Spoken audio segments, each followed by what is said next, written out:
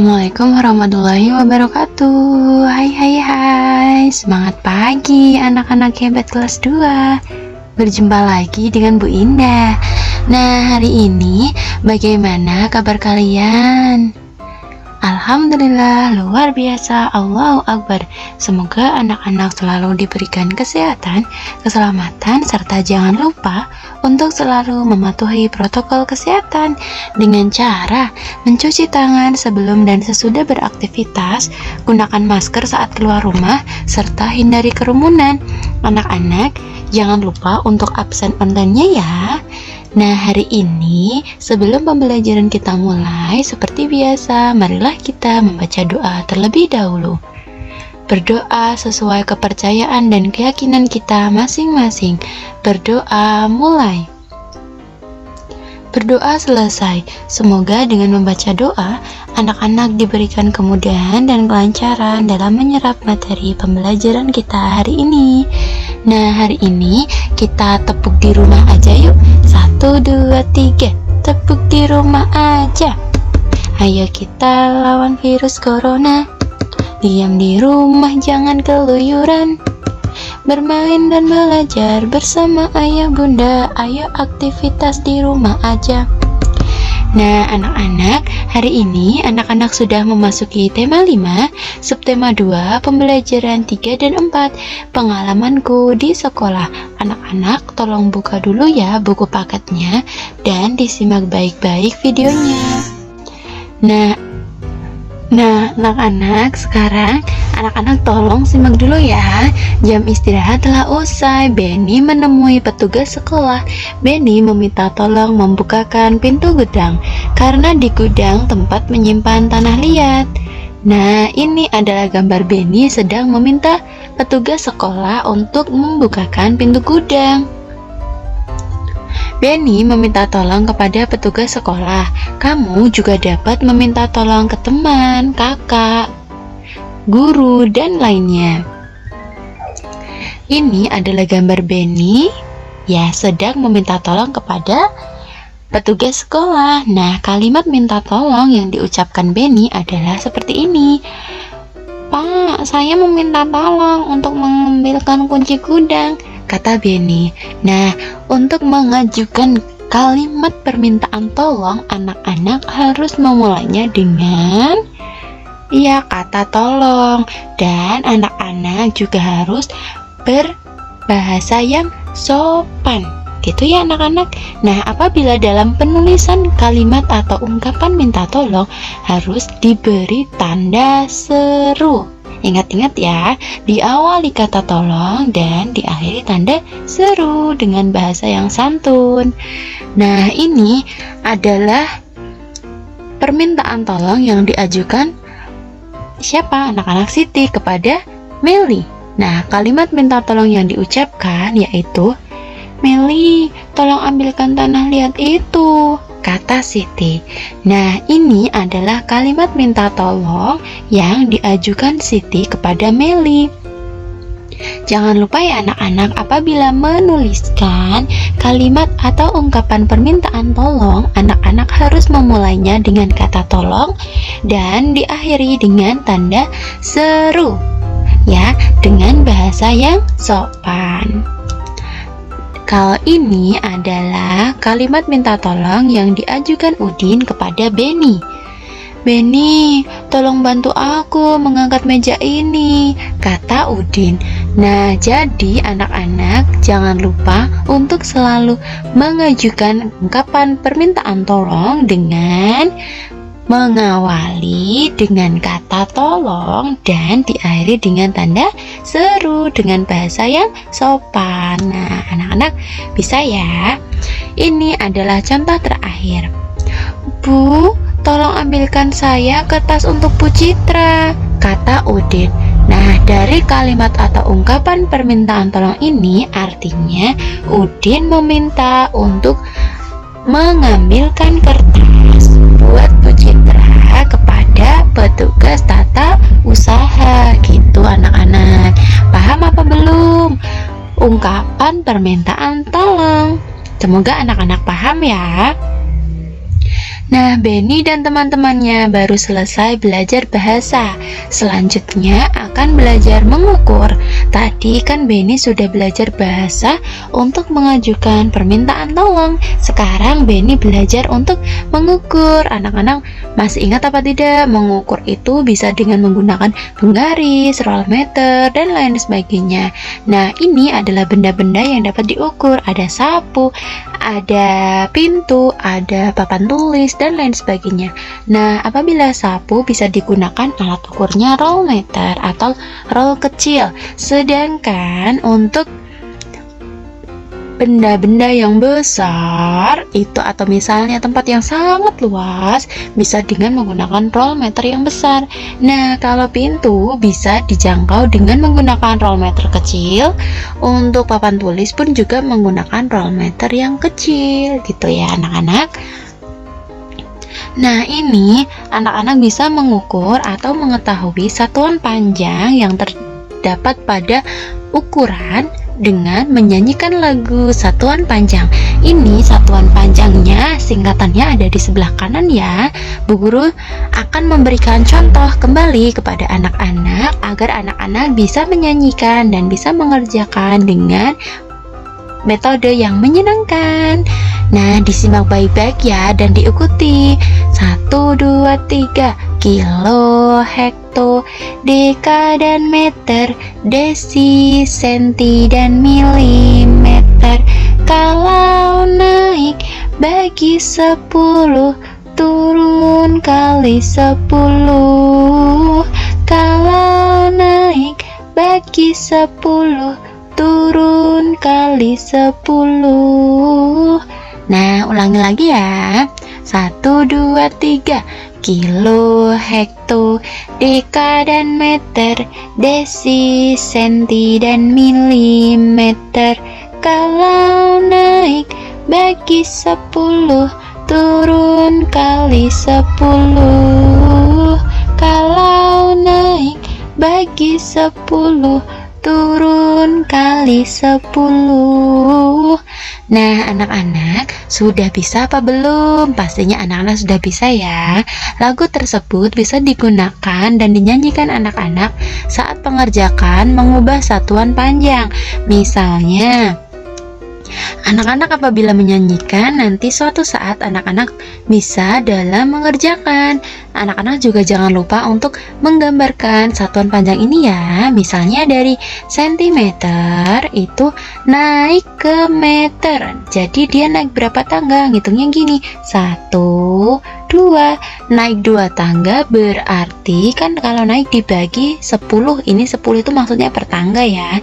Berarti kalau naik 2 tangga berarti berapa? Dibagi 100. Kenapa 100? Iya, yang bertambah itu nolnya, bukan angka yang depan, gitu ya. Misalnya lagi, dari sentimeter ke hektometer, naik berapa tangga ya? Kita hitung bersama-sama. 1, 2, 3, 4. Berarti nolnya ini ada 4 alias dibagi 10.000 gitu. Contohnya sekarang turun. Nah, misalnya ya, dari kilometer dijadikan meter. Berarti dia turun berapa? 1, 2, 3. Turun di 3 tangga berarti dikali 1000. Kenapa 1000? Iya, nolnya ada 3 karena turun 3 tangga. Kalau turun 5 tangga berarti nolnya ada 5. Kalau turun 2 tangga berarti nolnya ada 2 alias 100. Seperti itu. Paham ya anak-anak? Nah, ini adalah contoh pengerjaan untuk mengubah satuan panjang. Misalnya 5 meter dijadikan sentimeter, meter dijadikan sentimeter, turun berapa tangga anak-anak? 1, 2. Kalau turun kan dikali. Ya, bukan kali yang ada airnya ya. Nah, kalau turun itu dikali, berarti kalau turun 2 tangga berarti dikali, nolnya ada 2, berarti dikali berapa? Dikali 100. 5 dikali 100 sama dengan 500. Nah, cara yang lainnya berarti kan 5 kali 100, berarti 100-nya ada 5 kali 100 tambah 100 tambah 100 tambah 100 tambah 100 sama dengan 500. Gitu cara lainnya anak-anak, semoga bisa ya. Nah sekarang contoh yang kedua, 400 meter dijadikan sentimeter. Maksudnya ini 400 cm dijadikan meter ya, kebalik nih anak-anak. Jadi ini pembagiannya kebalik nih. Maksudnya Bu Guru itu dari sentimeter ke meter. Nah kalau sentimeter ke meter itu naik berarti dibagi.